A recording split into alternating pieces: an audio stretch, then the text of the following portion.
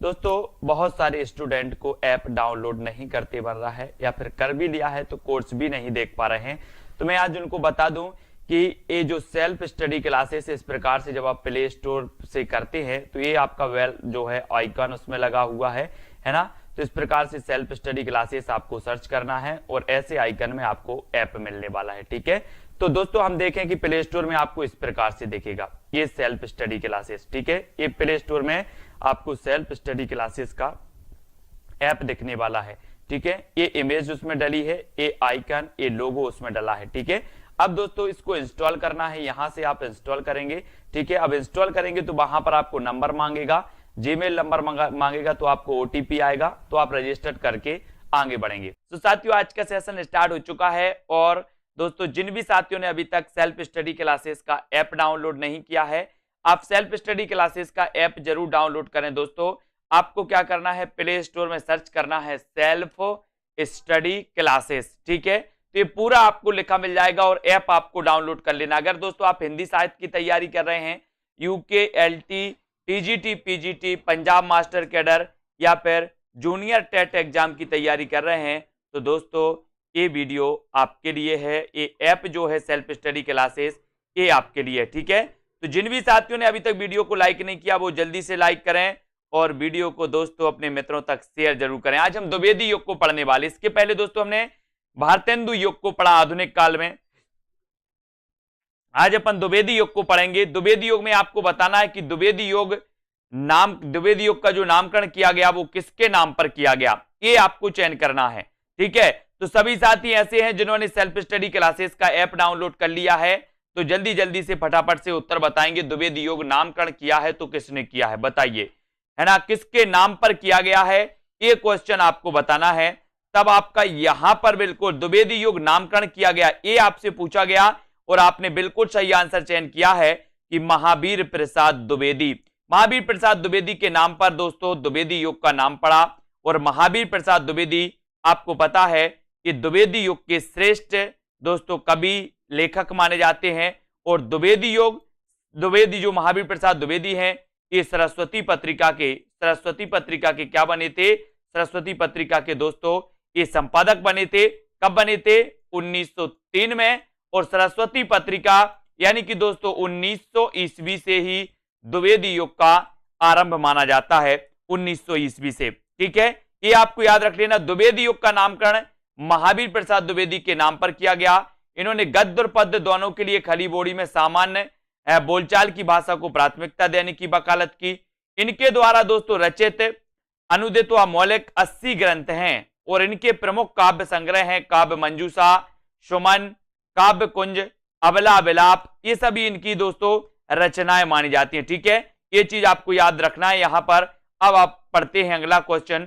अगला क्वेश्चन यहां पर आपको बताना है दोस्तों सैरंध्री के रचनाकार कौन, ये क्वेश्चन आपसे पूछा गया।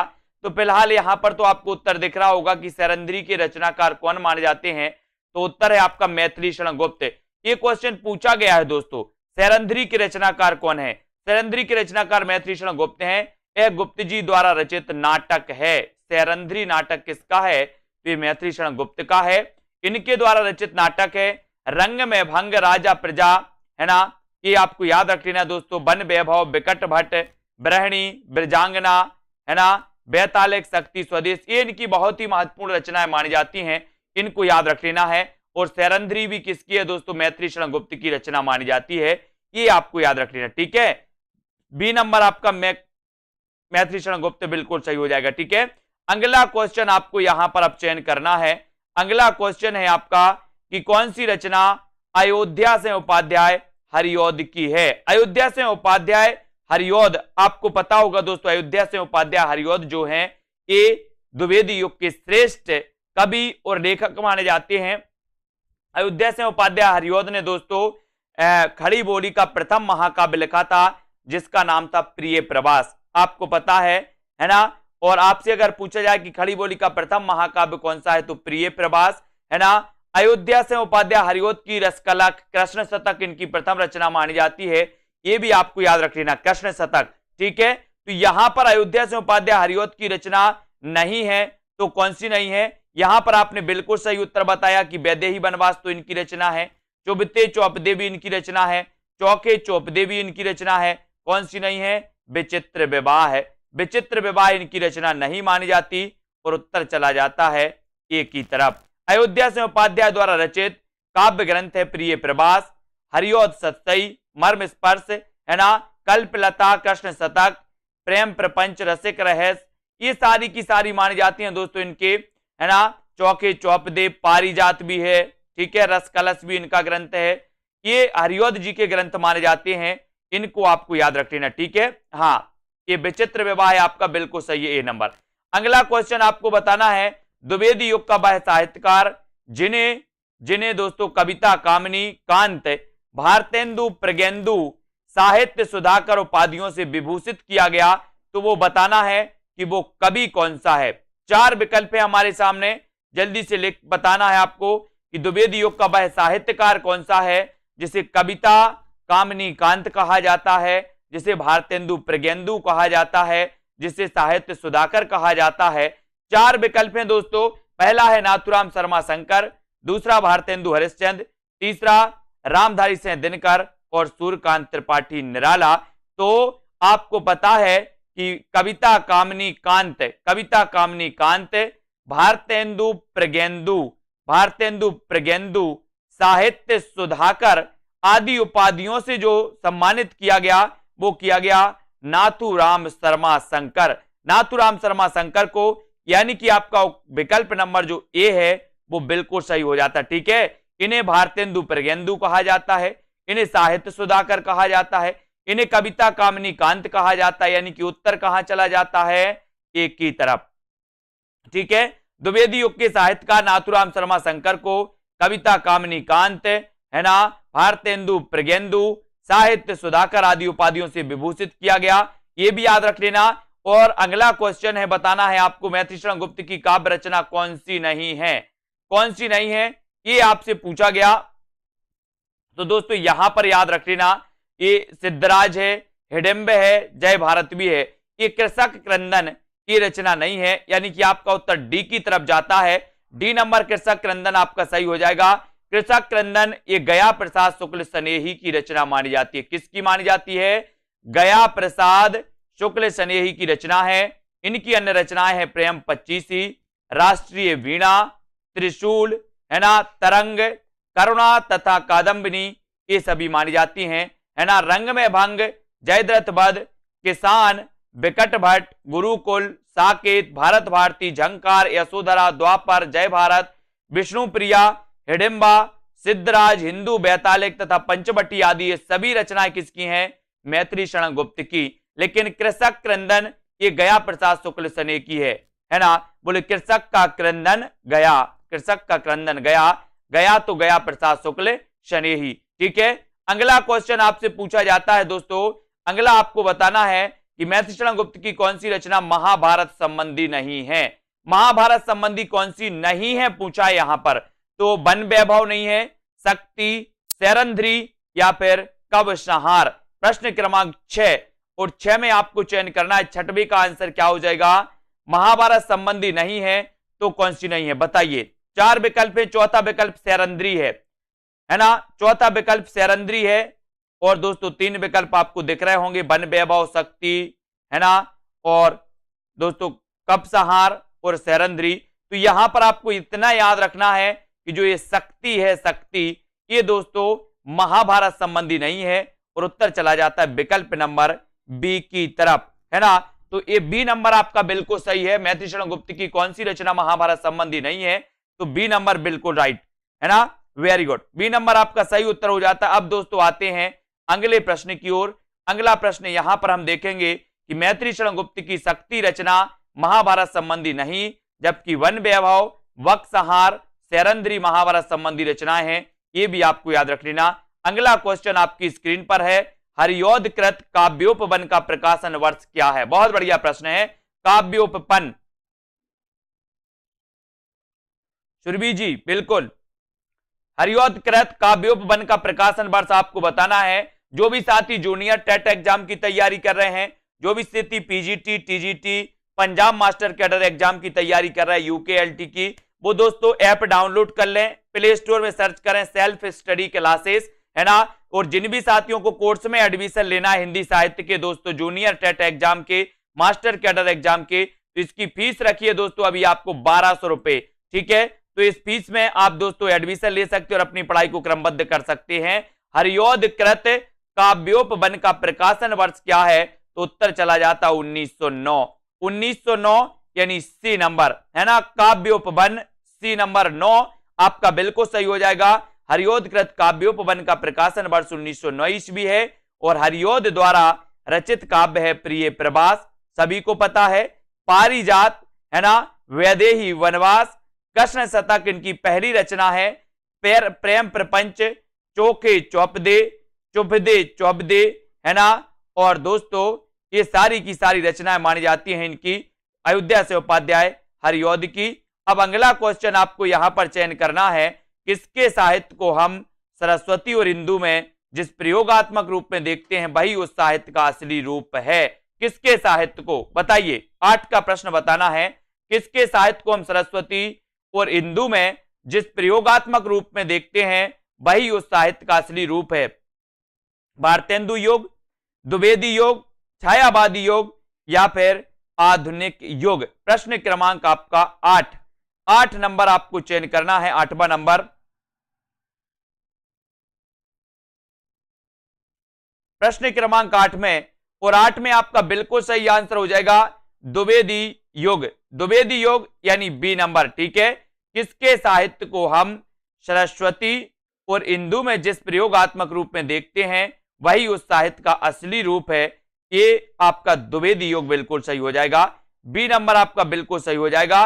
द्विवेदी युगीन 1900 ईस्वी से 1918 ईस्वी तक साहित्य को हम सरस्वती एवं इंदु में जिस प्रयोगात्मक रूप में देखते हैं वही उस साहित्य का असली रूप है, ठीक है। और सरस्वती पत्रिका का प्रकाशन 1900 ईस्वी, ये आपको याद रख लेना है दोस्तों, ठीक है। आचार्य महावीर प्रसाद द्विवेदी जी इसके ख्याति लब्ध संपादक हुए, ये भी आपको याद रख लेना दोस्तों, है ना। ये सारी चीजें आपको याद रखनी है। अगला क्वेश्चन, खड़ी बोली हिंदी का आधुनिक कालीन प्रथम महाकाव्य कौन सा है।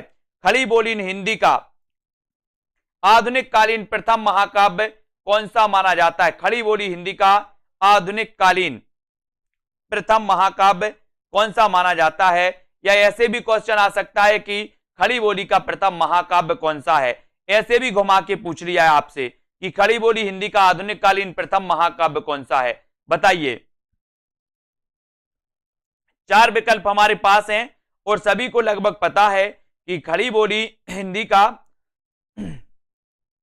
जो प्रथम महाकाव्य है वो महाकाव्य है प्रिय प्रवास। कौन सा है, प्रिय प्रवास। खड़ी बोली हिंदी का आधुनिक कालीन प्रथम महाकाव्य प्रिय प्रवास सन 1914 ईस्वी में अयोध्या से उपाध्याय हरियोध द्वारा रचित 17 सर्गों का प्रबंध काव्य है। प्रिय प्रवास का सर्वप्रथम नाम ब्रजांगना विलाप था। यह संपूर्ण काव्य संस्कृत के वर्ण वृत्तों पर आधारित है। इस प्रबंध काव्य में कृष्ण के बचपन से लेकर मथुरा प्रस्थान तक का वर्णन है ना। इसमें कितने सर्ग हैं, 17 सर्ग हैं, ये याद रख लेना हरियोध जी के प्रिय प्रवास में, इसको सभी याद रखेंगे। विख्यात जीवन व्रत हमारा लोक हित एकांत था, आत्मा अमर है देह नश्वर ए अटल सिद्धांत था। उपर्युक्त पंक्तियां किस कृति में संग्रहित हैं, बताइए किस कृति में संग्रहित हैं। विख्यात जीवन व्रत हमारा कौन सी कृति में संग्रहित है दोस्तों, ये 4 विकल्प आपको चयन करना है। तो विख्यात जीवन व्रत हमारा लोक हित एकांत था और आत्मा अमर है देह नश्वर ए अटल सिद्धांत था। उपर्युक्त पंक्तियां किस कृति में संग्रहित हैं, तो 4 विकल्प हैं, साकेत, है ना, सिद्धराज, भारत भारती या फिर इनमें से कोई नहीं। तो अब आपका राइटिंग सही हो जाएगा, उत्तर जो हो जाएगा सही वो हो जाएगा भारत भारती। भारत भारती में ये दोस्तों विख्यात जीवन व्रत हमारा लोक हित एकांत था, आत्मा अमर है देह नश्वर यह अटल सिद्धांत था। ये जो पंक्तियां हैं ये भारत भारती की पंक्तियां हैं और भारत भारती के रचनाकार कौन है, मैथिली शरण गुप्त, है ना, याद रख लेना। राष्ट्रीय काव्यधारा की रचना है, इसी रचना की प्रसिद्धि के कारण उन्हें राष्ट्र कवि की संज्ञा भी दी गई, ये भी आपको पता होगा। है ना। उपर्युक्त पंक्ति भारत भारती में संग्रहित है। 1912 ईस्वी में रचित भारत भारती ग्रंथ के लेखक मैत्री शरण गुप्त हैं। याद रख लेना, मैत्री शरण गुप्त का उपनाम कभी अगर आपसे पूछा जाए तो इनका उपनाम मधुप था। क्या नाम उपनाम था? इनका उपनाम था दोस्तों मधुप। किसका? मैत्री शरण गुप्त का। और इन्हें दद्दा भी कहते थे। क्या? दद्दा। ठीक है, ये राष्ट्रकवि थे। राष्ट्रकवि इन्हें दोस्तों मैत्री शरण गुप्त की जो भारत भारती इसकी प्रसिद्धि के कारण महात्मा गांधी ने राष्ट्रकवि की उपाधि दी थी, है ना। और इनका उपनाम क्या था? मधुप। और दद्दा भी इनका उपनाम था। कभी अगर एग्जाम में आ जाए तो छोड़ना नहीं। द्विवेदी युग की कविता है तो कौन सी है? उपदेशात्मक एवं इतिवृत्तात्मक कविता है ना। प्रकृति चित्रात्मक है, नव जागरण परक है, या फिर नारी चेतनात्मक है? बताइए। प्रश्न क्रमांक आपका 11 है। 11 में द्विवेदी युग की कविता बताना है। कविता है तो किस प्रकार की है, या कविता की विशेषता है तो वो किस प्रकार की विशेषता है? द्विवेदी युग की कविता है तो आपका सही उत्तर हो जाएगा उपदेशात्मक एवं इतिवृत्तात्मकता, है ना। इतिवृत्तात्मक यानी ये नंबर आपका बिल्कुल सही है ना। द्विवेदी युग की कविताओं में उपदेशात्मक एवं इतिवृत्तात्मक प्रमुख रूप से पाया जाता है। इतिवृत्तात्मक का नहीं होता है दोस्तों वस्तु वर्णन, है ना। और द्विवेदी युग को जागरण सुधार काल भी कहा जाता है। ये क्वेश्चन कई बार आया है कि जागरण सुधार काल किसे कहा जाता है? जागरण सुधार काल किसे कहा जाता है? ठीक है, तो आपको बताना है कि वो कहा जाता है द्विवेदी युग को। ठीक है, अगला है मैत्री शरण गुप्त ने इतिहास के उपेक्षित नारी पात्र को निम्न पुस्तक में प्रतिष्ठित किया, है ना। इतिहास के उपेक्षित नारी पात्र को किस पुस्तक में प्रतिष्ठित किया? बताइए। भारत भारती में, रंग में भंग, या फिर द्वापर, या फिर साकेत में? आपको पता है दोस्तों, है ना, बोले सर राम के साथ तो सीता वनवास गई थी, है ना, लेकिन लक्ष्मण के साथ उर्मिला नहीं गई थी। और ये इतिहास उपेक्षित नारी मानी जाती हैं दोस्तों, है ना, कि राम की सीता और राम का वियोग तो सबने देखा, लेकिन उर्मिला और लक्ष्मण का वियोग किसी ने नहीं देखा। यानी कि इतिहास के उपेक्षित नारी पात्र को निम्न पुस्तक में प्रतिष्ठित किया गया, तो वो पुस्तक है साकेत, है ना। साकेत मैत्री शरण गुप्त जी का महाकाव्य है और ये राम काव्य पर आधारित महाकाव्य माना जाता है दोस्तों, याद रख लेना। और इसमें कितने सर्ग हैं? तो साकेत में 12 सर्ग हैं, ये भी आपको याद रख लेना। ठीक है, और मैत्री शरण गुप्त ने इतिहास की उपेक्षित नारी पात्र उर्मिला लक्ष्मण की पत्नी को साकेत नामक पुस्तक में प्रतिष्ठित किया। हिंदी साहित्य में रामचरितमानस के बाद राम काव्य का दूसरा स्तंभ मैत्री शरण गुप्त कृत साकेत है ना। और भारत भारती, रंग में भंग, द्वापर, यशोधरा, पंचवटी, बिकट भट्ट, ये बिकट आया, बिकट भट्ट कई बार एग्जाम में पूछी गई ये रचना। झंकार, विष्णु प्रिया भी पूछी गई, किसकी रचना है? ये भी मैत्री शरण गुप्त की मानी जाती है ना। अब दोस्तों यहां पर आपको बताना है क्या हो जाएगा। द्विवेदी युग का एक और नाम है, तो क्या नाम है? बताइए। द्विवेदी युग का एक और क्या नाम है? संक्रांति काल इसे कहते हैं, संधि काल कहते हैं, गद्य काल, या फिर जागरण सुधार काल कहते हैं। द्विवेदी युग का एक अन्य नाम क्या है? प्रश्न क्रमांक 13 में आपको उत्तर चयन करना है। द्विवेदी युग का एक अन्य नाम आपको बताना है और उत्तर चला जाता है जागरण सुधार काल। जागरण सुधार काल यानी आपका जो सी नंबर है जागरण सुधार काल, वो बिल्कुल सही है। द्विवेदी युग का एक और नाम जागरण सुधार काल है। यह नाम डॉक्टर नगेंद्र द्वारा दिया गया, जबकि डॉक्टर रामकुमार वर्मा ने आदि काल को संधि काल या चारण काल नाम दिया, है ना। ये तो रामकुमार वर्मा की थी। आचार्य शुक्ल ने आधुनिक काल को गद्य काल कहा। एक क्वेश्चन भी कई बार आया है। ठीक है, अब दोस्तों यहां पर द्विवेदी युगीन साहित्य में किस प्रवृत्ति की प्रमुखता नहीं है? द्विवेदी युगीन साहित्य में किस प्रवृत्ति की प्रमुखता नहीं है? तो गद्यात्मकता की, काव्यात्मकता की, इतिवृत्तात्मकता की, या फिर वैचारिकता की? द्विवेदी युगीन साहित्य में किस प्रवृत्ति की प्रमुखता नहीं है? बताइए। द्विवेदी युगीन साहित्य में किस प्रवृत्ति की प्रमुखता नहीं है, ये उत्तर आपको बताना है। तो द्विवेदी युगीन साहित्य में किस प्रवृत्ति की प्रमुखता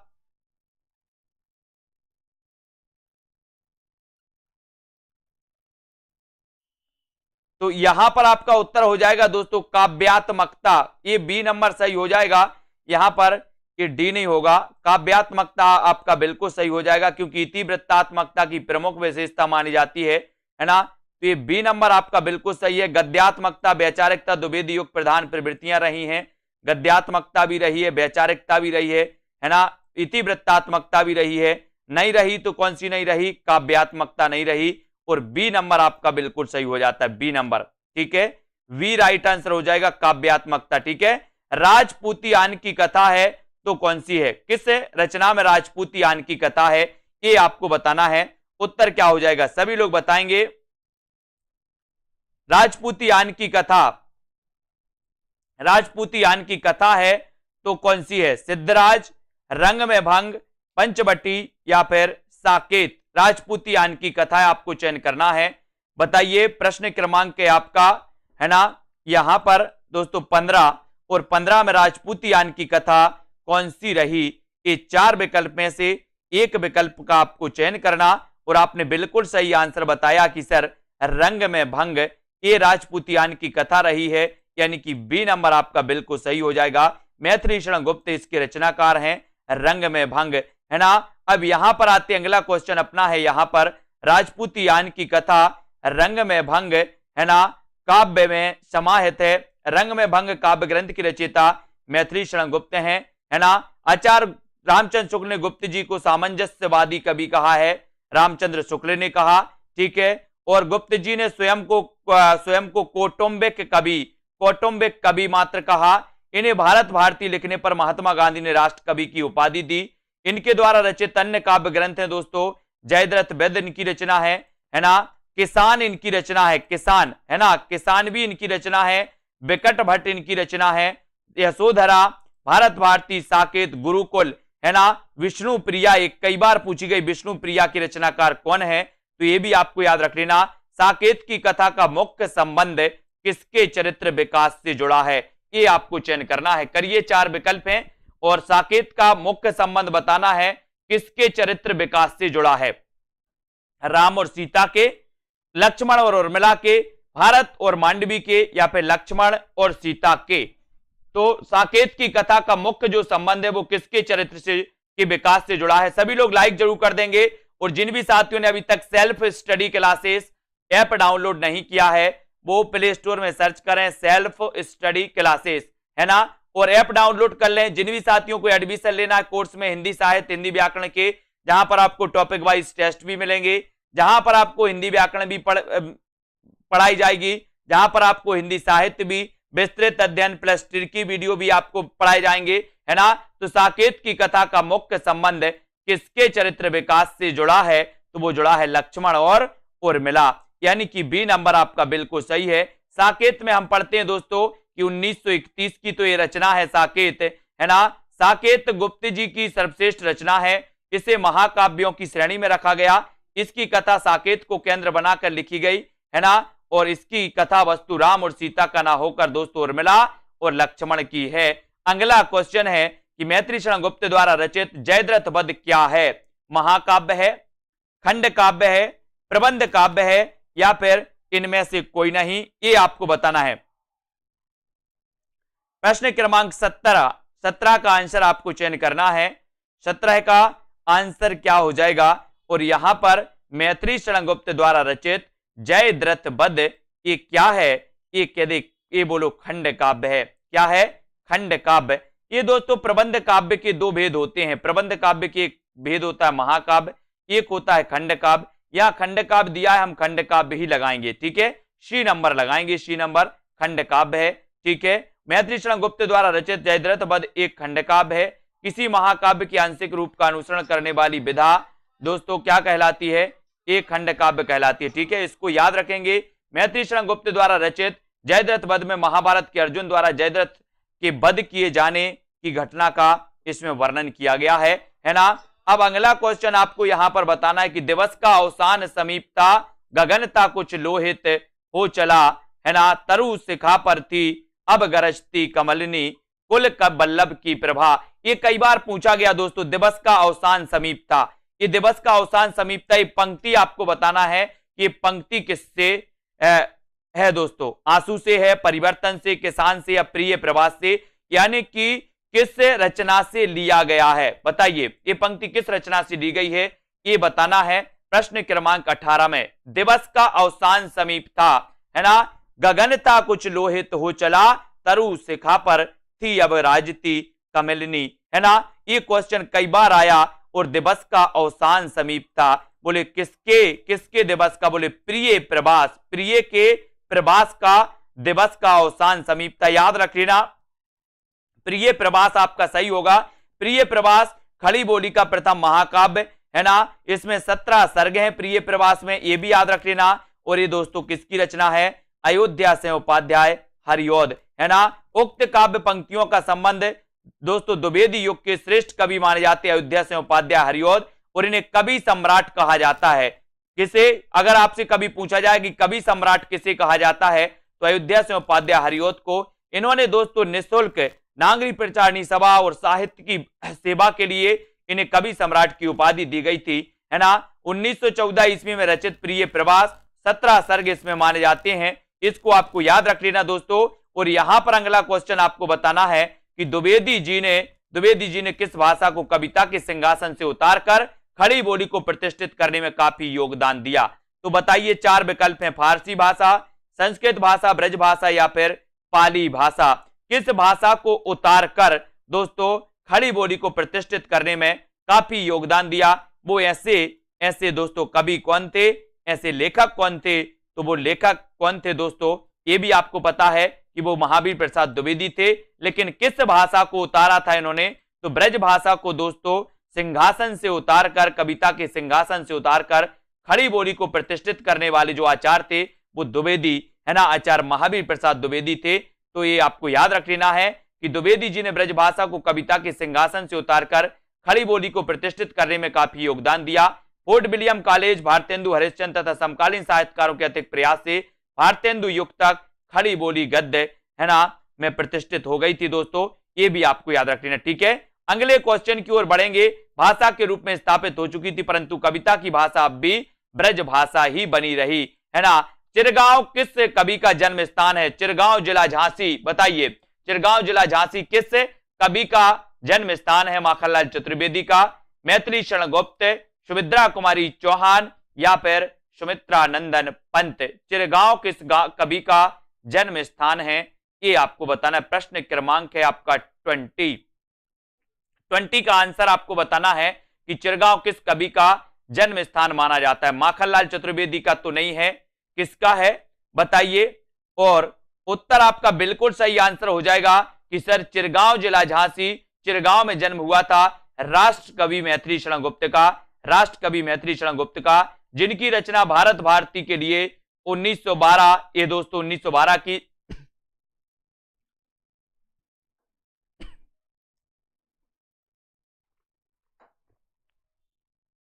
इसको याद रख लेना। मैथिली शरण गुप्त जी का जन्म झांसी जिले के चिरगांव में हुआ था। राष्ट्र कवि गुप्त जी के द्वारा लिखे गए काव्य ग्रंथ हैं जयद्रथ वध, भारत भारती, साकेत, यशोधरा, पंचवटी, विष्णुप्रिया, विष्णुप्रिया याद रख लेना ये दोस्तों। और माखनलाल चतुर्वेदी का जन्म मध्य प्रदेश के कहा हुआ था? होशंगाबाद जिले के बाबई गांव में हुआ था, है ना। सुमित्रा कुमारी चौहान का जन्म प्रयाग के निहालपुर गांव में हुआ था। और पंत जी का जन्म हुआ था दोस्तों उत्तर प्रदेश, है ना, अल्मोड़ा जिले में हुआ था, अल्मोड़ा उत्तराखंड, है ना, अल्मोड़ा जिले के कोसानी गांव में हुआ था। ये भी आपको याद रख लेना, जो अब उत्तराखंड में आता है अल्मोड़ा जिला के कोसानी गांव, ठीक है। अब यहां पर आपको सुमेलित करना है प्रिय प्रभास, रंग में भंग, मृत्युंजय या फिर पथिक। बताइए प्रिय प्रभास की रचनाकार कौन है, रंग में भंग की रचना किसने की, मृत्युंजय किसकी रचना है, और दोस्तों पथिक के रचनाकार कौन है। ये 4 कूट आपसे दिए हैं। 4 कूट में से प्रिय प्रभास तो आपने कई बार पढ़ा। प्रिय प्रभास यानी कि दोस्तों हरिऔध की रचना महाकाव्य है ना, 1914 में लिखा गया, प्रकाशित हुआ। रंग में भंग तो आपको पता ही है, मैथिली शरण गुप्त हैं, ठीक है। अब आपको पथिक बताना है, तो पथिक के रचनाकार तो कौन है, राम नरेश त्रिपाठी, राम नरेश त्रिपाठी, है ना। मानसी स्वप्न पथिक, ये राम नरेश त्रिपाठी की रचना है। और मृत्युंजय के रचनाकार कौन है, ठीक है, राय देवी प्रसाद पूर्ण, ठीक है। तो प्रिय प्रभास किसकी है, हरिऔध की, रंग में भंग मैथिली शरण गुप्त, मृत्युंजय राय देवी प्रसाद पूर्ण और पथिक राम नरेश त्रिपाठी। ठीक है, ये क्लियर, इतनी चीजें आपकी क्लियर हो गई। अगला क्वेश्चन है प्रिय प्रवास हरिऔध जी की रचना है। हरिऔध जी की अन्य रचनाएं चुभते चौपदे, चौखे चौपदे, वैदेही बनवास, है ना। और दोस्तों मैथिली शरण गुप्त की रंग में भंग है, ये भी आपको याद रख लेना। पथिक रामनरेश त्रिपाठी की है। ठीक है, मृत्युंजय राय देवी प्रसाद पूर्ण की रचना कई बार पूछी गई। अब दोस्तों यहां पर आपसे रचना काल की दृष्टि से पूछा गया कि रचना काल की दृष्टि, रचना क्रम की दृष्टि से बताइए कृतियों का सही अनुक्रम क्या है। अगर आपको दिख रहा हो तो आप जरूर बताइएगा। प्रश्न क्रमांक रचना काल की दृष्टि से कृतियों का सही अनुक्रम बताना है, तो चयन करिए रचना काल की दृष्टि से। और रचना काल की दृष्टि से इसका सही जो उत्तर है दोस्तों, रचना काल की दृष्टि से, सभी लोग वीडियो को लाइक जरूर कर दिएगा। ये दोस्तों आपका प्रिय प्रवास, साकेत, तुलसीदास और कृष्णायन, ये माने जाती है, बिल्कुल सही है। इनके बारे में अपन यहां पर पढ़ेंगे कि प्रिय प्रवास का रचना काल 1914, साकेत 1931, तुलसीदास 1938, कृष्णायन 1943, है ना। प्रिय प्रवास अयोध्या से उपाध्याय हरिऔध की, साकेत मैथिली शरण गुप्त की, तुलसीदास सूर्यकांत त्रिपाठी निराला की रचना है तुलसीदास, और कृष्णायन द्वारिका प्रसाद की रचना है। ठीक है, इनको आपको याद रख लेना। और दोस्तों आपको पता है कि हिंदी में रामचरितमानस के बाद राम काव्य का जो दूसरा स्तंभ माना जाता है वो साकेत महाकाव्य माना जाता है। राम काव्य पर आधारित महाकाव्य है दोस्तों, इसको अपन को याद रख लेना है। फिर बढ़ते हैं अगले क्वेश्चन की ओर। अगला क्वेश्चन आपको यहां पर चयन करना है। अगला क्वेश्चन आपको बताना है कि यहां पर चयन करिए, ये है दोस्तों आपका क्वेश्चन। आपको बताना है कि करते करते तुलसीदास भी कैसे मानस नाद, है ना, महावीर का यदि उन्हें मिलता नहीं प्रसाद। उक्त पंक्तियों के रचनाकार कौन है बताइए। ये उक्त पंक्ति किसी, करते तुलसीदास भी कैसे मानस नाद, महावीर का यदि उन्हें मिलता नहीं प्रसाद। उक्त पंक्तियों के रचनाकार आपको बताना है। ये पंक्ति किसकी है, ये पंक्ति आपको बताना है। और ये पंक्ति है दोस्तों मैथिली शरण गुप्त की, है ना। उक्त कवियों की रचना, पंक्तियों के रचनाकार राष्ट्रकवि मैथिली शरण गुप्त हैं, है ना। और दोस्तों मैथिली शरण गुप्त की निम्न कृतियां भारत भारती, पंचवटी, यशोधरा, झंकार भी इनकी रचना है। ठीक है, तो ये मैथिली शरण गुप्त की पंक्ति मानी जाती है, पूछी गई है कई बार। और अगला क्वेश्चन है इतिवृत्तात्मकता किस काव्य युग की प्रमुख विशेषता है। ये क्वेश्चन तो कई बार आया, इतिवृत्तात्मकता के बारे में आपसे पूछा जाता है। और जिन भी साथियों ने अभी तक self study classes app download नहीं किया है वो आज ही दोस्तों सेल्फ स्टडी क्लासेस ऐप को डाउनलोड कर लें। ठीक है, और दोस्तों अपनी पढ़ाई को स्टार्ट कर दें। जिन भी साथियों को जूनियर टेट एग्जाम के लिए कोर्स में एडमिशन लेना है, जिन भी साथियों को टीजीटी पीजीटी के लिए कोर्स में एडमिशन लेना है, तो फीस मात्र 1200 रखी गई है। 1 साल तक वैलिड रहेगा ये आपका कोर्स, है ना। तो आप अध्ययन कर सकते हो। इतिवृत्तात्मकता किस युग की प्रमुख विशेषता है, उत्तर चला जाता है द्विवेदी युग की, है ना। इतिवृत्तात्मकता मतलब होता है वस्तु वर्णन, है ना। और वस्तु वर्णन द्विवेदी युग की प्रमुख विशेषता है, जिसकी सबसे मुख्य विशेषता देशभक्ति एवं राष्ट्रीय जागरण का उद्दीप्त स्वर माना जाता है। अगला क्वेश्चन आपकी स्क्रीन पर है साथियों, वैदेही बनवास के लेखक कौन है, आपको चयन करना है। 25 का उत्तर आपको बताना है, वैदेही बनवास। और अपन ने पढ़ी है दोस्तों, है ना, कौन कौन सी पढ़ी है, पारिजात पढ़ ली, कृष्ण शतक पढ़ ली, रसकलश पढ़ ली, प्रिय प्रवास पढ़ ली, वैदेही बनवास पढ़ ली, चौके चौपदे पढ़ ली, चुभते चौपदे पढ़ ली। ये सारी रचनाएं किसकी मानी जाती हैं, है ना। ये सारी रचनाएं मानी जाती हैं दोस्तों किसकी, अयोध्या से उपाध्याय हरिऔध की। इन्हें कवि सम्राट कहा जाता है, ये भी याद रख लेना। कवि सम्राट की उपाधि से सम्मानित किया गया इनके लिए। और दोस्तों अयोध्या से उपाध्याय हरिऔध, याद रख लेना, ये द्विवेदी युग के श्रेष्ठ कवि माने जाते हैं। इनकी वैदेही बनवास इनकी रचना है और कई बार पूछी भी गई है। आधुनिक हिंदी कविता में द्विवेदी युग का समय बताना है, द्विवेदी युग की सीमा बताना है दोस्तों। द्विवेदी युग का काल क्या था, इसका चयन आपको करना है। सभी लोग राइट जरूर कर देना, सभी लोगों को राइट जरूर करना है। ठीक है, और दोस्तों है ना, पूरा आपको राइट यहां पर करना है। ठीक है, तो आधुनिक हिंदी कविता में द्विवेदी युग का काल सीमा कब तक माना जाता है, ये उत्तर आपको बताना है। जल्दी से बताएं अनीता जी, एक ही प्रश्न में थोड़ी बैठे रहेंगे अपन लोग, है ना। बताइए आधुनिक हिंदी कविता में द्विवेदी युग का काल सीमा कब तक माना जाता है। जितना आपके लिए इंपॉर्टेंट होता है वो आपको बताया जाता है। ठीक है, और जिनको एक्स्ट्रा पढ़ना है वो बुक से भी पढ़ सकते हैं। आधुनिक हिंदी कविता में द्विवेदी युग का काल सीमा कब तक माना जाता है, तो वो माना जाता है 1900 से दोस्तों, यहां पर विकल्पानुसार जो है वो 1900 से 1918, वैसे 1900 से 1920 भी माना जाता है। याद रख लेना, क्योंकि 1918 से छायावाद का उदय हो जाता है, इसलिए विकल्पानुसार अपन उत्तर लगाएंगे 1900 से 1918, यानी कि डी नंबर। ठीक है, इसको याद रख लेना। अगला क्वेश्चन, इनमें से कौन सा कवि द्विवेदी युग का है, ये प्रश्न क्रमांक 27 का आंसर बताना है। द्विवेदी युग का कवि कौन सा है, ये बताइए। बद्रीनारायण चौधरी प्रेमघन, राधा कृष्णदास, है ना, जसवंत सिंह, गया प्रसाद शुक्ल स्नेही। प्रश्न क्रमांक 27 बताइए, द्विवेदी युग का है तो कौन सा है, इनमें से कौन सा कवि द्विवेदी युग का है, ये आपको चयन करना है। तो द्विवेदी युग का कवि कौन सा है, बद्रीनारायण चौधरी प्रेमघन है क्या, है ना, राधा कृष्णदास है, जसवंत सिंह है, या फिर गया प्रसाद शुक्ल स्नेही। द्विवेदी युग का कवि कौन सा है, 4 विकल्प हैं।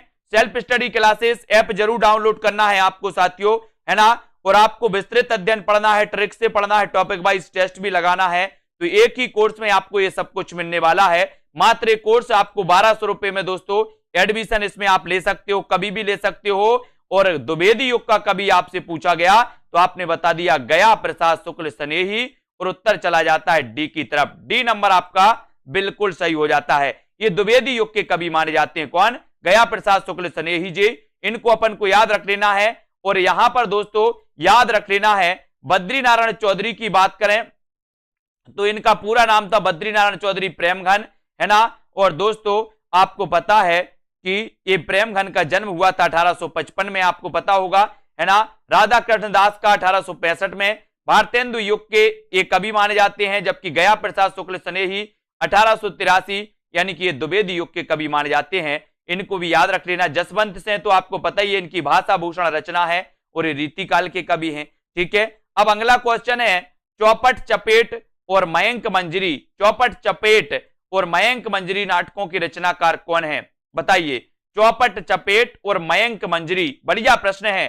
चौपट चपेट मयंक मंजरी नाटकों के रचनाकार आपको चयन करना है। किशोरी लाल गोस्वामी है, बाबू राम कृष्ण वर्मा है ना, या फिर मथुरा प्रसाद चौधरी, या फिर रूप नारायण पांडे हैं। तो चौपट चपेट और मयंक मंजरी के रचनाकार आपको बताना है। तो चौपट चपेट, बोले सर चपेटा खेलते हैं, किशोर किशोरियां चपेटा, आपने देखा होगा गांव में, है ना, एक खेल होता है चपेटा, है ना। तो चपेटा और मयंक मंजरी एक किशोरी लाल गोस्वामी जी के नाटक माने जाते हैं, और उत्तर चला जाता है आपका एक ही तरफ। ये नंबर आपका बिल्कुल सही हो जाता है। ठीक है, फिर अगला क्वेश्चन यहां पर आता है दोस्तों। अगला क्वेश्चन आपको बताना होता है कि द्विवेदी युग के सर्वश्रेष्ठ प्रगीतकार कौन माने जाते हैं। द्विवेदी युग के सर्वश्रेष्ठ प्रगीतकार कौन माने जाते हैं, रूपनारायण पांडे, लोचन प्रसाद पांडे, मुकुटधर पांडे, या फिर इनमें से कोई नहीं। द्विवेदी युग के सर्वश्रेष्ठ बताना है, द्विवेदी युग के सर्वश्रेष्ठ प्रगीतकार कौन माने जाते हैं। प्रश्न क्रमांक 29 और 29 द्विवेदी युग के दोस्तों सर्वश्रेष्ठ प्रगीतकार माने जाते हैं मुकुटधर पांडे। कौन माने जाते हैं, मुकुटधर पांडे, यानी कि आपका सी बिल्कुल सही है। और मुकुटधर पांडे को आचार्य रामचंद्र शुक्ल ने छायावाद का प्रवर्तक माना, है ना। मुकुटधर पांडे ने छायावाद शब्द का सबसे पहले प्रयोग किया। मुकुटधर पांडे ने स्वच्छंदतावाद शब्द का सबसे पहले प्रयोग किया। स्वच्छंदतावाद के प्रवर्तक माने जाते श्रीधर पाठक, लेकिन स्वच्छंदतावाद शब्द का सबसे पहले प्रयोग करने वाले जो हैं वो कौन है, मुकुटधर पांडे, है ना। और मुकुटधर पांडे द्विवेदी युग के सर्वश्रेष्ठ प्रगीतकार भी माने जाते हैं, ये चीज भी आपको याद रख लेना। और हिंदी साहित्य में द्विवेदी युग के सर्वश्रेष्ठ प्रगीतकार मुकुटधर पांडे माने जाते हैं। एक अर्थों में इन्हें छायावाद का जनक भी कहा जाता है। कानन कुसुम एवं पूजा के फूल इनकी प्रसिद्ध कृतियां हैं। रस कलश किसकी रचना है, ये उत्तर आपको बताना है दोस्तों, यानी कि रस कलश के रचनाकार कौन है, ये आपको चयन करना है। प्रश्न क्रमांक 30 का आंसर श्रीधर पाठक, अयोध्या सिंह उपाध्याय हरिऔध, गया प्रसाद शुक्ल स्नेही, या फिर मैथिली शरण गुप्त। रस कलश किसकी रचना है, ये सभी लोग आंसर बताना है। कुरैशी जी बताइए, रस कलश के रचनाकार कौन है। आपको पता है कि कृष्ण शतक दोस्तों, कृष्ण शतक अयोध्या सिंह उपाध्याय हरिऔध की पहली रचना मानी जाती, कौन सी, कृष्ण शतक। और ये जो रस कलश है ये भी रचना किसकी है, अयोध्या सिंह उपाध्याय हरिऔध की। इनकी रचना, ये रचनाएं दी है रस कलश की रचनाकार है ना, अयोध्या से उपाध्याय हरिऔध, गुणवंत हेमंत श्रीधर पाठक की, भारत भारती मैथिली शरण गुप्त, प्रेम पचेसी गया प्रसाद शुक्ल सनेही की है, हरिऔध श्रीधर पाठक तथा मैथिली शरण गुप्त आदि ये द्विवेदी है ना मंडल के कवि माने जाते, द्विवेदी युग के कवि माने जाते। ठीक है, मैथिली शरण गुप्त की प्रतिभा का विकास सर्वाधिक किस साहित्य के रूप में देखने को मिलता है, ये बताना है दोस्तों। मैथिली शरण गुप्त की प्रतिभा का विकास सर्वाधिक किस साहित्य के रूप में देखने को मिलता है, ये आपको चयन करना है। सभी लोग आंसर चयन करेंगे और उत्तर आपका क्या हो जाएगा, उत्तर का आपको बताना है। और मैथिली शरण गुप्त की प्रतिभा का विकास सर्वाधिक किस साहित्य रूप में देखने को मिलता है, तो वो मिलता है प्रबंधकार के रूप में। प्रबंधकार के रूप में यानी बी नंबर आपका बिल्कुल सही है, बी नंबर बिल्कुल सही हो जाएगा, प्रबंधकार के रूप में।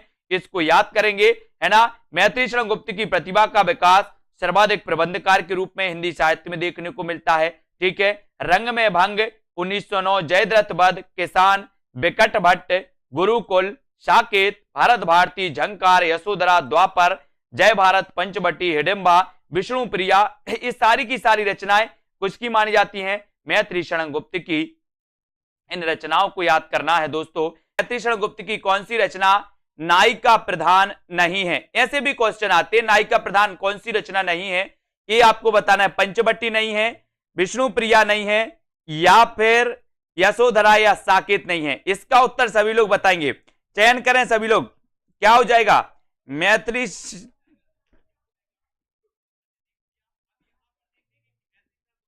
शरण गुप्त की कौन सी रचना आपको बताना है, कौन सी रचना नायिका प्रधान नहीं है, ये रचना आपको चयन करना है।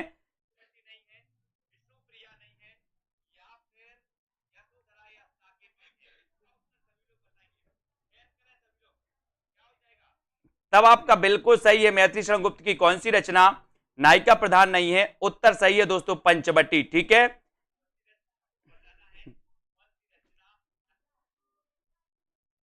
पंचवटी 1925, साकेत 1931, यशोधरा 1932, है ना। इन रचनाओं को आपको याद रखना है।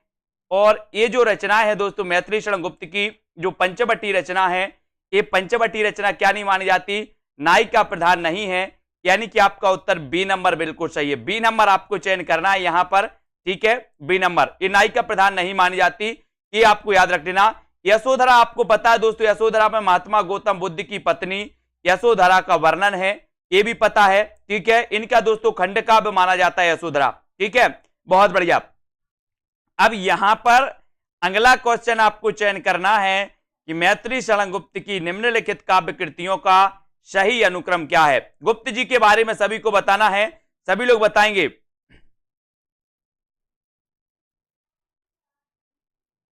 बताइए, मैथिली शरण गुप्त की काव्य कृतियों का सही अनुक्रम आपको चयन करना है, बताइए। हर्षदीप जी, सुरेंद्र अहिरवाल जी, रतन जी, सरोज जी, दारसू जी, खुरेसी जी, हाँ चयन करेंगे सभी लोग। उत्तर क्या हो जाएगा, मैथिली शरण गुप्त की निम्नलिखित काव्य कृतियों का सही अनुक्रम आपको चयन करना है। क्या उत्तर सही हो जाएगा। मैथिली शरण गुप्त की निम्नलिखित काव्य कृतियों का सही अनुक्रम आपको बताना है। तो दोस्तों सबसे पहले इनकी पंचवटी, साकेत, यशोधरा और द्वापर, ये रचनाएं आती हैं। पंचवटी, साकेत, यशोधरा और द्वापर रचना आती है। यहां पर याद रखना है दोस्तों, इनकी पंचवटी रंग में भंग 1909 मानी जाती है। ठीक है, जयद्रथ वध 1910 मानी जाती है, भारत भारती 1912, किसान 1917, पंचवटी 25, हिंदू 27, है ना, और विकट भट्ट 1929। ये क्रम में भी पूछे जाते हैं दोस्तों। ठीक है, ये आपको याद रख लेना है, ये पूछी जाती है। गुरुकुल 1929 में, झंकार 1929, साकेत 31, यशोधरा 32, द्वापर 1936, सिद्धराज 1936, जय भारत 52 और विष्णु प्रिया 1957 मानी जाती है। तो ये रचनाएं हमेशा पूछी जाती हैं। ठीक है, सभी लोग याद करना, रक्षित शर्मा जी, रीता जी। ठीक है, अब यहां पर आपको बताना है रंग में भंग नामक काव्य कृति के रचयिता कौन माने जाते हैं। प्रश्न क्रमांक 34, रंग में भंग बताना है। बताइए, जल्दी से लिखना है, कुछ नहीं हुआ है। मीनाक्षी जी, रतन जी, रंग में भंग नामक काव्य कृति के रचयिता बताना है। 1 इंच मुस्कान, है ना, मन्नू भंडारी और राजेंद्र यादव की 1 इंच मुस्कान मानी जाती है। ठीक है विशाल जी, रंग में भंग नामक काव्य कृति के रचयिता आपको चयन करना है। देवेंद्र जी, रंग में भंग नामक काव्य कृति के रचयिता आपको चयन करना है और उत्तर सही हो जाएगा आपका क्या, मैथिली शरण गुप्त। मैथिली शरण गुप्त यानी कि सी नंबर सभी लोगों को पता है, रंग में भंग आपका बिल्कुल सही आंसर हो जाएगा। ठीक है, इस सी नंबर आपका बिल्कुल सही हो जाएगा। इस सी आपने जो चयन किया है बिल्कुल राइट आंसर है।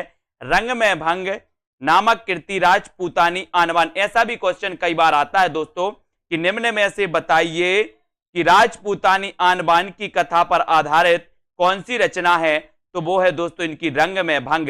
रंग में भंग ये आपको याद रख लेना है। ठीक है, वेरी गुड। खड़ी बोली हिंदी का प्रथम महाकाव्य कौन सा है, ऐसा क्वेश्चन आता है और मैंने आपको बताया भी था। खड़ी बोली हिंदी का प्रथम महाकाव्य और खड़ी बोली हिंदी के प्रथम महाकवि, ये चयन करिए कौन माने जाते हैं। कविता कौमुदी, उद्धव चरित्र, प्रिय प्रवास या फिर लोकायतन। खड़ी बोली हिंदी का प्रथम महाकाव्य कौन सा है। खड़ी बोली हिंदी का प्रथम महाकाव्य सभी लोग बताएंगे और यहां पर आपका बिल्कुल सही आंसर है प्रिय प्रवास, है ना, प्रिय प्रवास यानी सी नंबर आपका बिल्कुल सही है।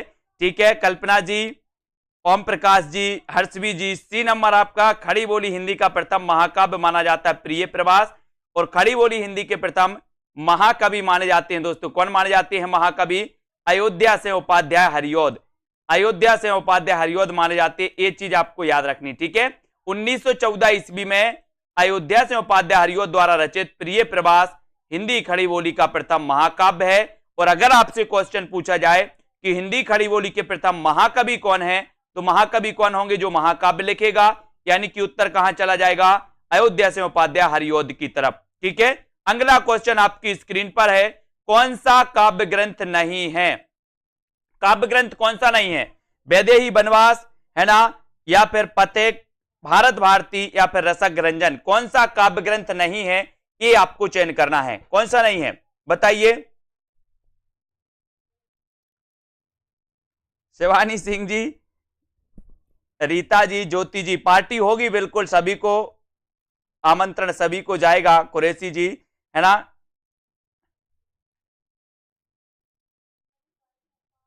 बहुत बढ़िया।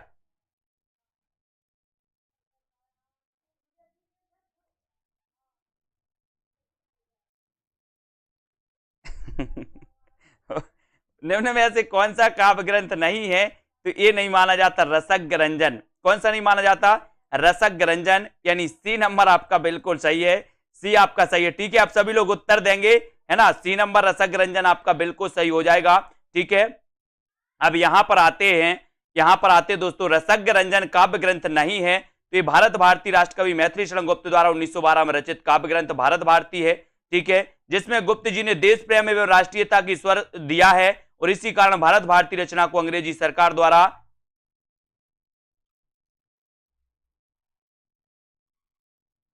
ठीक है जब्त कर लिया गया था।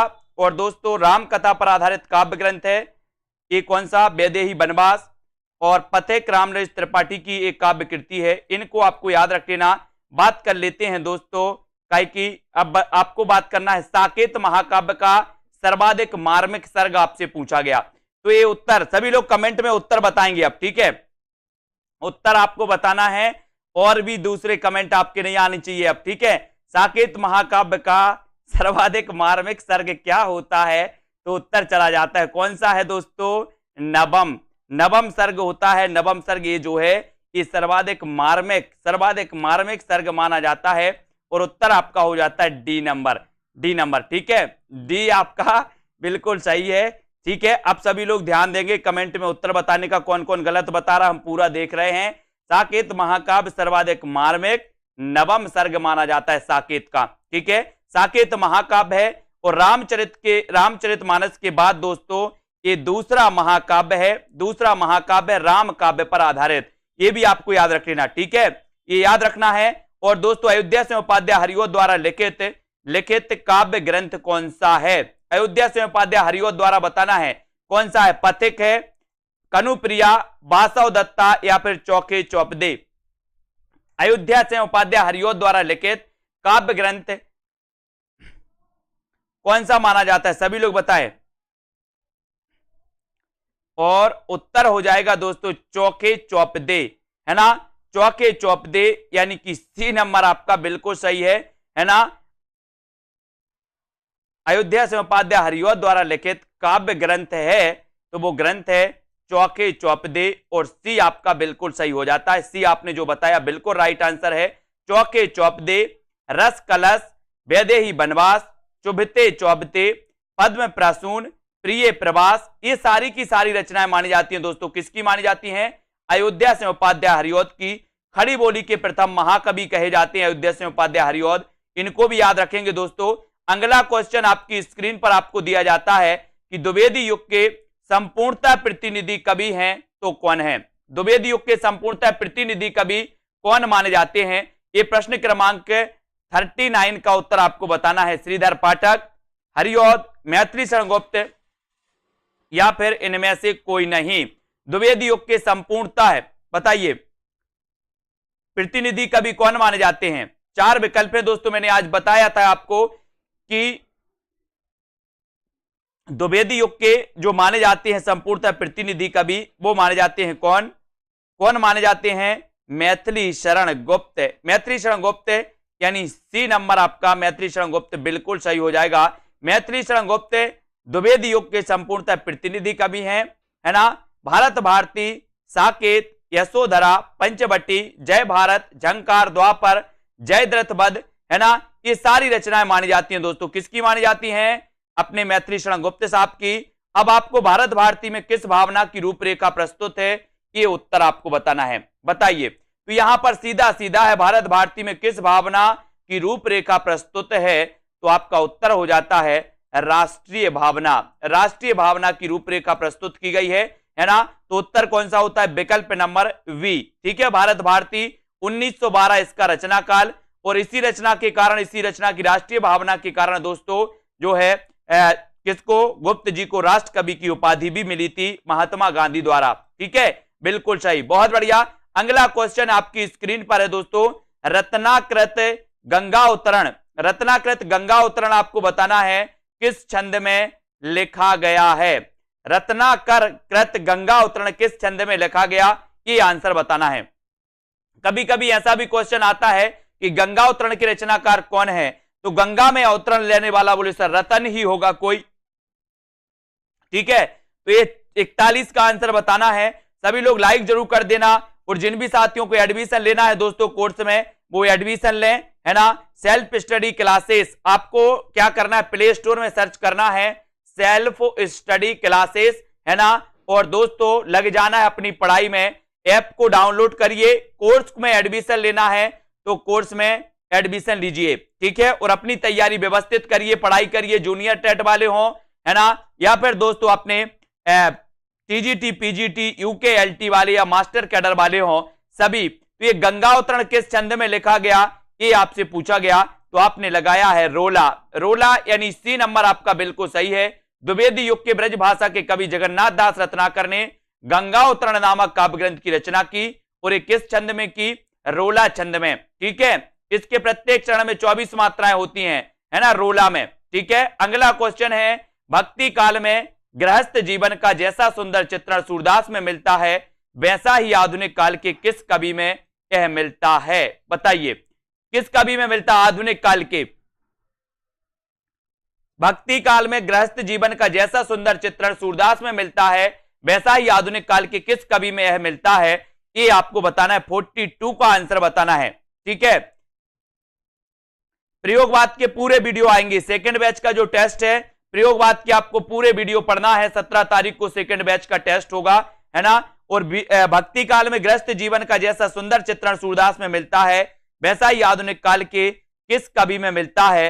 तो वो कवि है दोस्तों कौन? मैथिली शरण गुप्त, है ना। मैथिली शरण गुप्त, यानी कि उत्तर चला जाता है डी की ओर। ठीक है।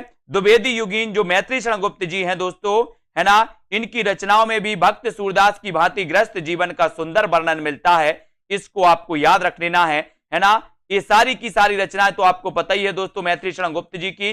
अगला क्वेश्चन आपकी स्क्रीन पर दिया गया है, आपको बताना है कि हिंदी भाषा के मानकीकरण की दृष्टि से कौन सा युग सर्वाधिक महत्वपूर्ण युग था। कौन सा युग था जो सबसे महत्वपूर्ण था हिंदी भाषा के मानकीकरण।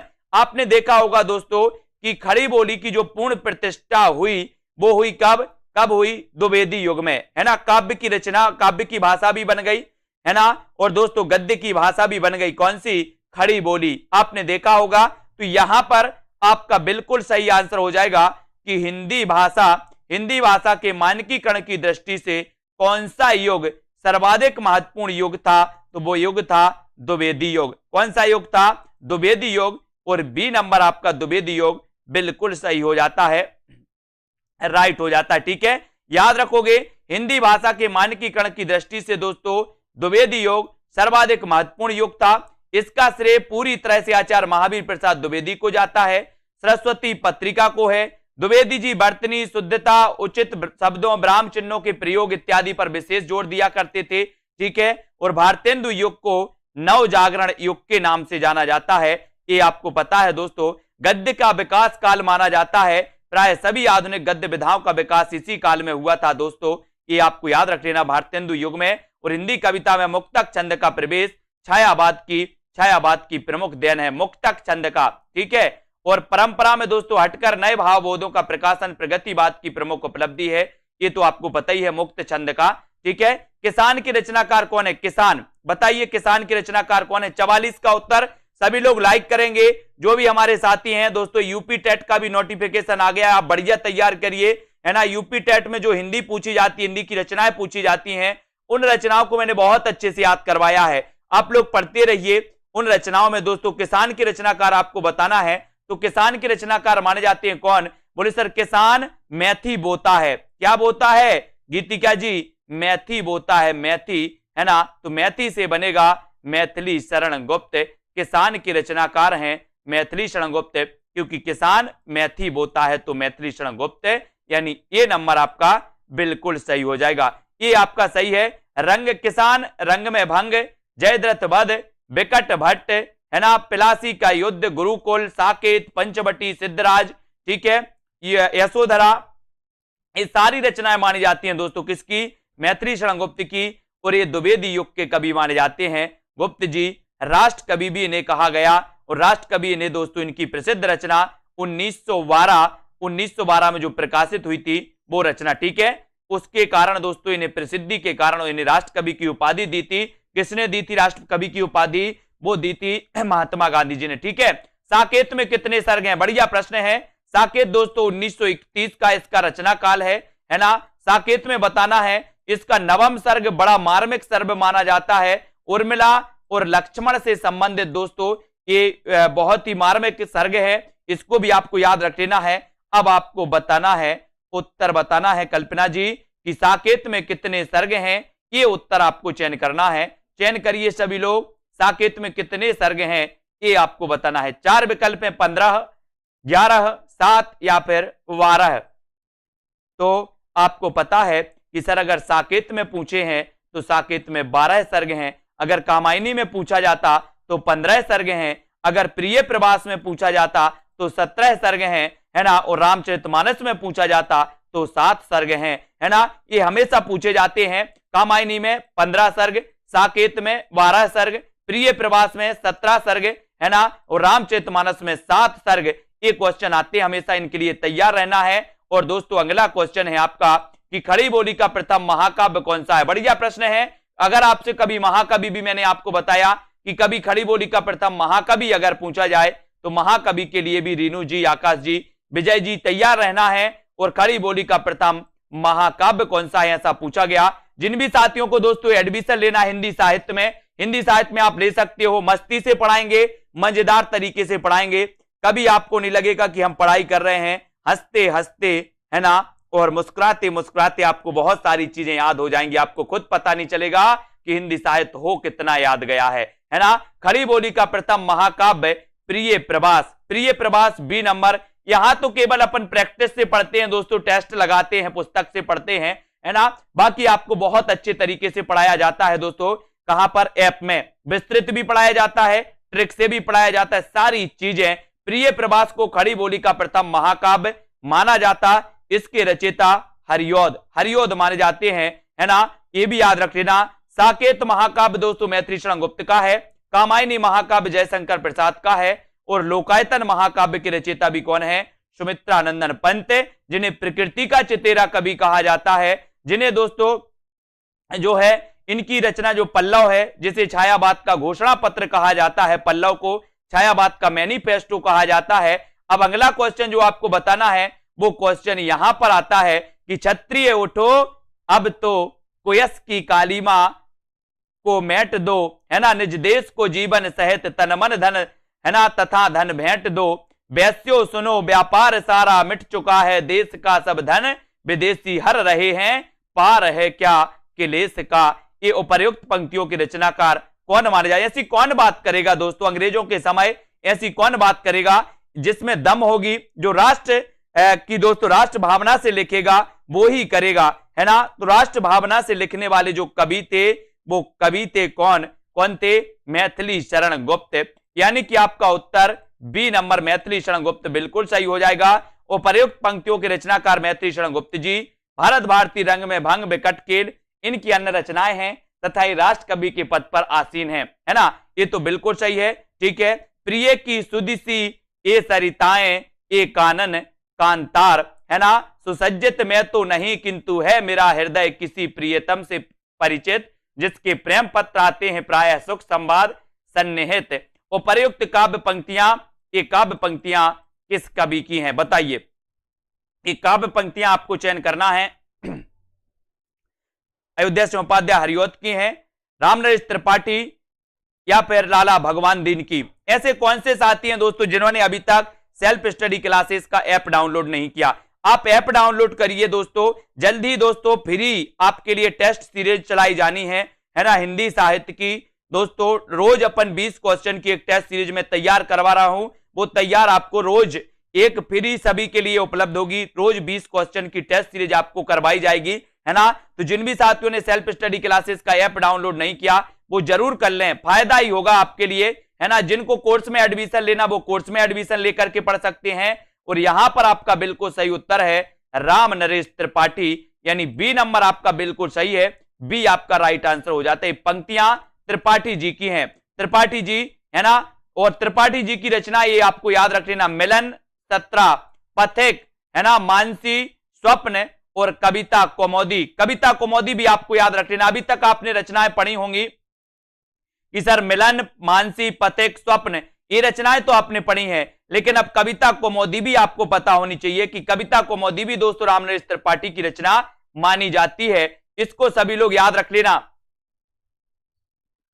ठीक है। तो मिलन, पथिक, है ना, मिलन, पथिक, मानसी, स्वप्न, है ना, और दोस्तों कविता कौमुदी। आपसे कई बार पूछा गया कि कविता कौमुदी के रचनाकार कौन है, तो कविता कौमुदी के रचनाकार रामनरेश त्रिपाठी, है ना। और दोस्तों क्या होता है, ये रामनरेश त्रिपाठी जी की कविता कौमुदी और रामनरेश त्रिपाठी द्विवेदी युग के श्रेष्ठ कवि माने जाते हैं, द्विवेदी युग के, ठीक है। बहुत बढ़िया। मिलन के पथ पर मानसी का स्वप्न देखा, हरिओम जी क्या बात है। मिलन के पथ पर मानसी का स्वप्न देखा, बिल्कुल देखो भैया, है ना, कौन रोक सकता है आपको। स्वप्न देखो, है ना, बिल्कुल देखो, क्योंकि फ्लैशबैक शैली में देखते होंगे। स्वप्न कौन सी शैली में देखते? बोले सर हम फ्लैशबैक शैली में देखते हैं। हरिओम जी देख रहे हैं अपना, है ना। हिंदी के मानकीकृत स्वरूप पर सबसे पहले किसने विधिवत विचार किया? 49 का उत्तर चयन करिए, बताइए। हिंदी के मानकीकृत स्वरूप पर सबसे पहले किसने विधिवत विचार किया था, ये बताना है। मानकीकृत के लिए बताना है और उत्तर क्या हो जाता है, उत्तर बताना है। और उत्तर का बिल्कुल सही उत्तर हो जाएगा कि दोस्तों हिंदी के मानकीकृत स्वरूप पर सबसे पहले किसने विधिवत विचार किया था, तो वो किया था आचार्य महावीर प्रसाद द्विवेदी ने। इन्होंने हिंदी के मानकीकृत पर दोस्तों विचार किया था, यानी कि ए नंबर आपका बिल्कुल सही हो जाएगा, ठीक है। ए नंबर राइट आंसर हो जाएगा। सभी लोग वीडियो को लाइक जरूर कर देना साथियों। जो भी हमारे साथियों है ना हिंदी साहित्य से संबंधित हैं, हिंदी के मानकीकृत स्वरूप पर सबसे पहले आचार्य महावीर प्रसाद द्विवेदी ने विधिवत विचार किया और आचार्य द्विवेदी जी ने सरस्वती पत्रिका के संपादन करते हुए हिंदी के मानक रूप तथा लेखन में एक रूपता की बात की थी। एक क्वेश्चन आपके लिए जल्दी से बताना है आपको कि सरस्वती पत्रिका के संस्थापक कौन थे, बताइए।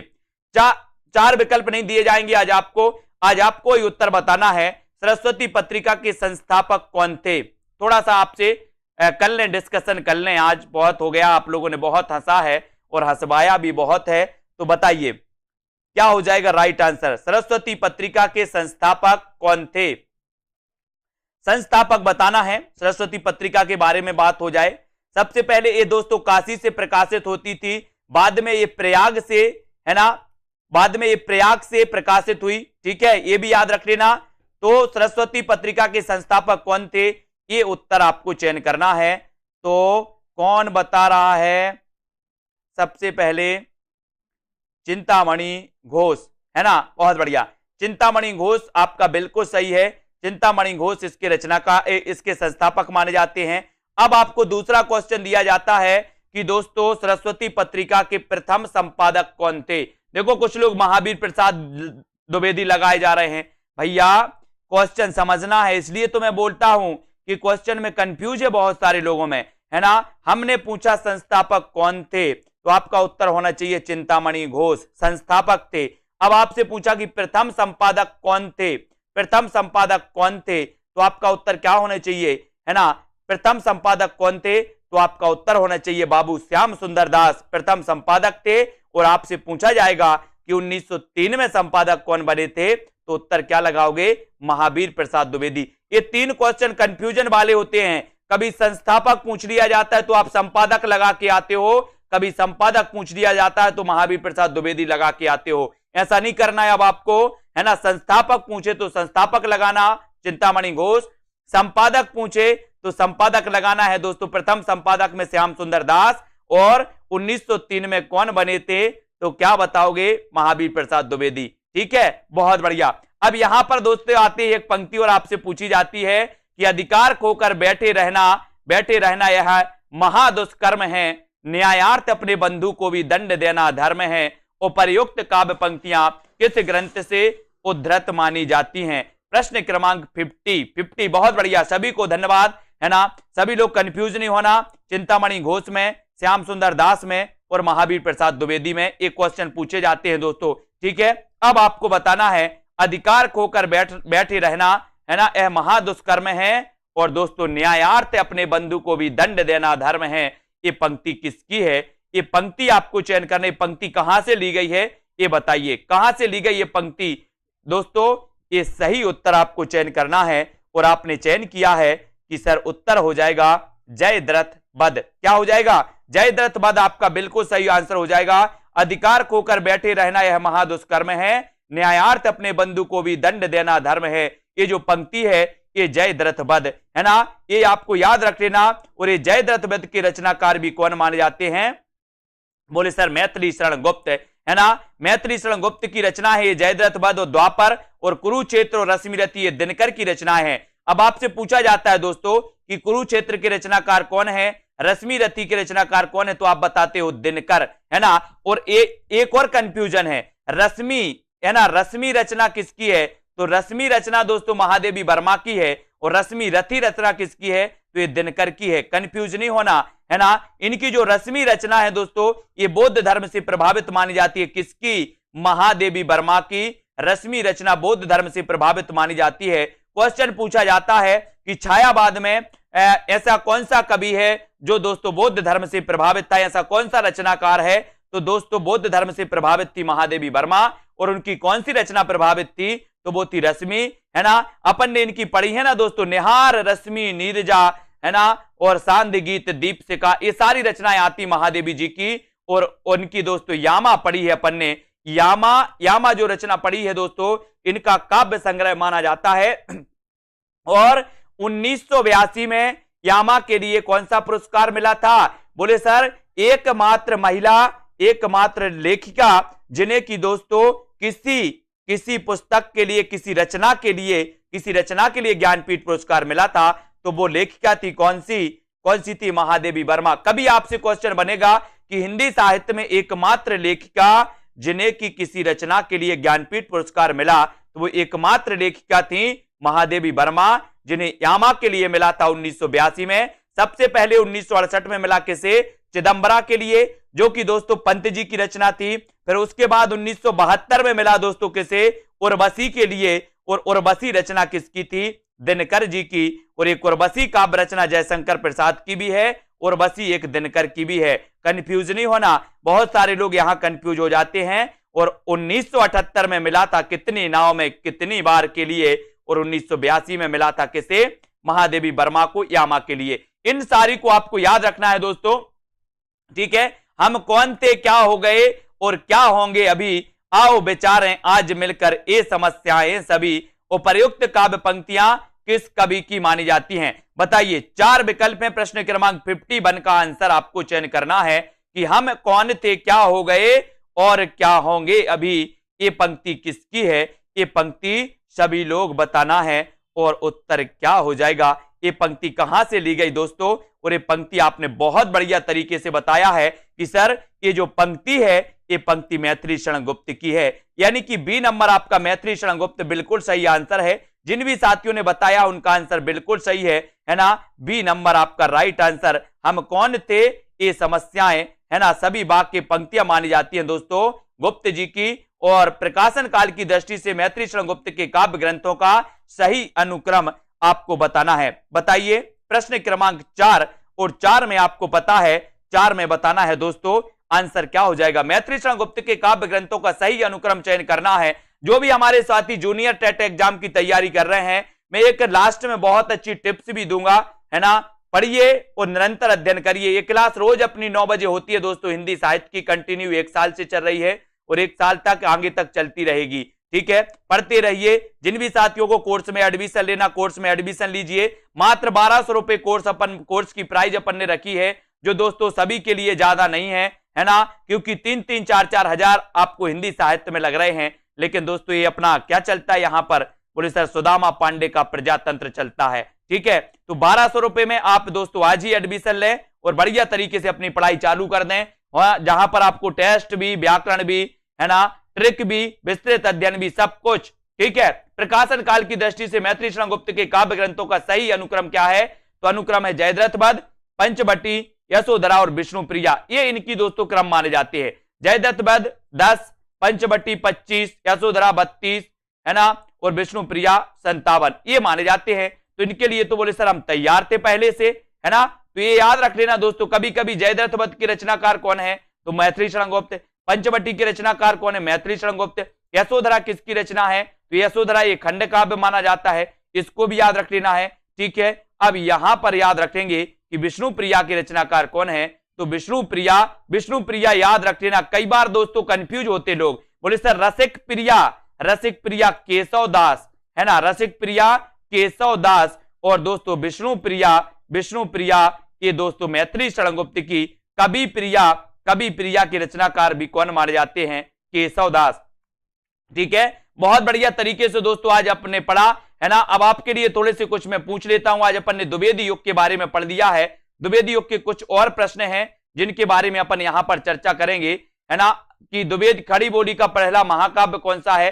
ये तो आपको पता ही है, प्रिय प्रवास है, सभी को पता है, ठीक है। मैथिली शरण गुप्त के दोस्तों रचनाओं में इनकी रचनाएं दोस्तों ली जाती हैं कि चुभते चौबते है इनकी, पद्म प्रसून है, चौके चौपदे। एक क्वेश्चन आपके लिए है, आपको बताना है कि अयोध्या से उपाध्याय हरिऔध की प्रथम रचना कौन सी थी?